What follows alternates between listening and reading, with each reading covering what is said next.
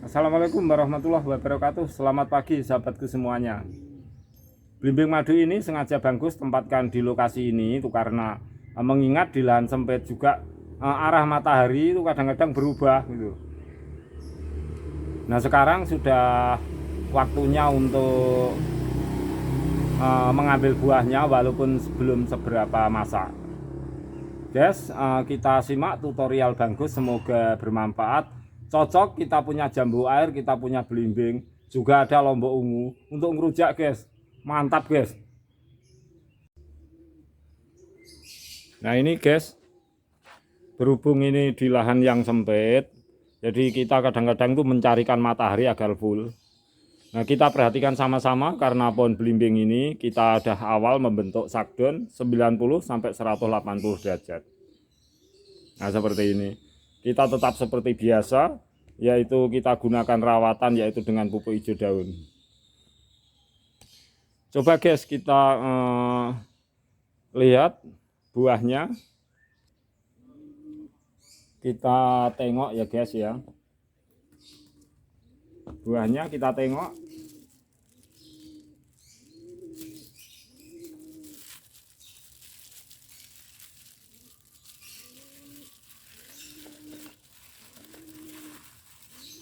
Nah, seperti ini guys buahnya. Kita dekatkan kamera agar lebih jelas. Nah, seperti ini guys. Nah, ini karena ini jenis belimbing madu, jadi belimbing madu itu kalau kita tempatkan di media tanam itu tanah merah itu sangat cocok sekali dan buahnya tuh lembut seperti roti. Nah, ini adalah sangat populer di daerah saya. Jadi inilah yang Banggus berikan sharing dan tutorial bahwasanya ketika belimbing madu ini kita tempatkan di lahan tanah putih atau tanah hitam, itu akan dengan situasi yang lain, situasi dan kondisi yang lain. Nah, ini yang Banggus maksud. Jadi kita merawat tanaman itu kalau kita menggunakan satu teknik itu kurang. Jadi praktek itu penting. Ini yang dimaksud situasi dan kondisi. Walaupun ini belum seberapa muda, kalau belimbing madu di lahan tanah merah itu lembut kawan, bukan seperti belimbing lainnya. Tetapi ketika jenis ini kita tempatkan di lahan media tanam itu tanah hitam, itu akan lain. Walaupun seperti ini, kelihatannya belum masak ini sudah lembut seperti roti kawan. Nah, ini adalah keistimewaan belimbing madu di daerah kami karena kebanyakan itu berada di lahan tanah-tanah merah. Itu sangat bagus kualitasnya. Nah, untuk sahabat semua itu boleh try, boleh coba. Apakah kira-kira lembut seperti roti andaikan belimbing madu ini ditempatkan di lahan yang bukan lahan tanah merah. Maksudnya perbandingan rasanya ini boleh di try. Nah, sebagai manusia kan tentu kita itu untuk saling belajar, untuk mengetahui bahwa kita teori dan praktek itu adalah sangat penting karena perbedaan dari sebuah situasi dan kondisi. Baiklah kawan, akan kita tempatkan seperti ini. Kita akan petik jambu air kawan. Ini cocok untuk ngerujak kawan, walaupun toh kita juga cuma beberapa punya buah di sini. Ini adalah jambu air yang kita pernah upload beberapa hari waktu yang lalu, bahwasanya ini berasal dari biji, sudah waktunya kita untuk petik. Kita petik kawan. Nanti kalau kita dari awal pembungaan, awal pengisian buah juga pembuahan seperti ini, kalau kita tidak cat metiknya nanti dikatakan tidak asli kawan. Itu rekayasa. Nah, kita kan bisa hitung temeng-temengnya ketika saya cat. Nah, seperti ini guys. Banggus tidak berpatokan apapun karena ini kelihatannya sudah pecah-pecah. Jadi ya nggak ada kata lain kalau tidak dipetik. Nah, ini guys, kita petik ya guys.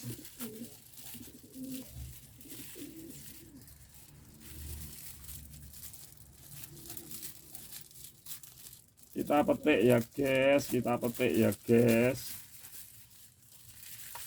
Untuk ngerujak cocok guys ini guys. Masya Allah guys. Nah, ini guys ya. Nah, ini kita petik kawan ya ini. Kita simak bersama-sama. Nah ini kita petik, cukup cara metiknya seperti ini aja nggak apa-apa. Nah kita petik guys. Nah, kita petik seperti ini.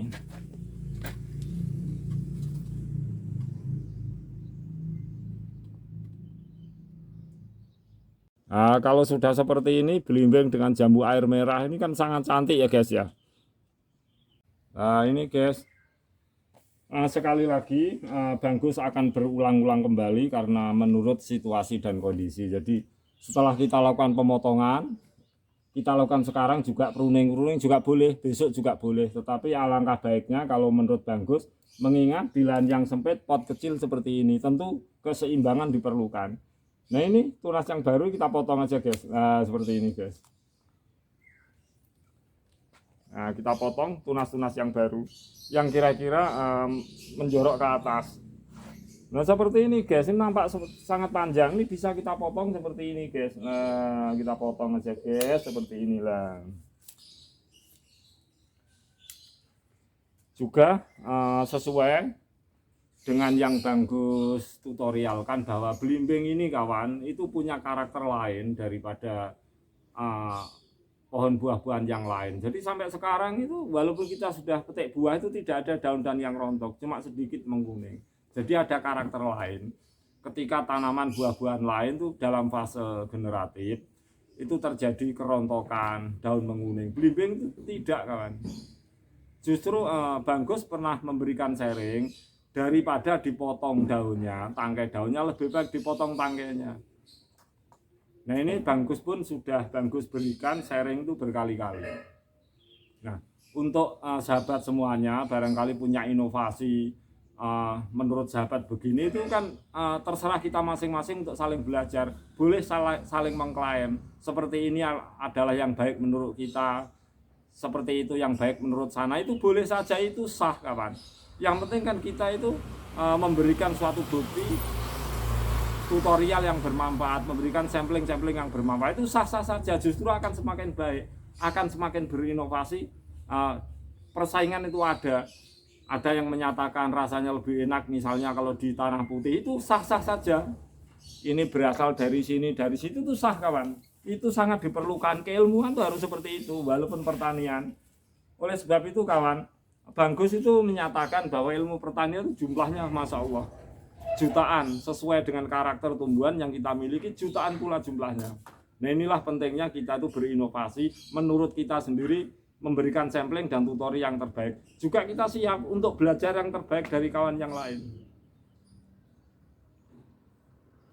Nah ini lombok ungu kawan, lombok ungu luar biasa segernya, bukan main kawan. Kita ambil satu atau dua ya kawan ya. Nah ini lombok ungu. Wah seger ini, kalau untuk ngerujak cocok kawan ini. Nah cocok sekali.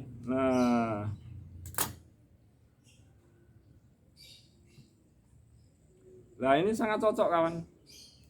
Nah lombok ungu. Nah ini dengan belimbingnya kita taruh sini. Wah seger banget kawan, seger sekali.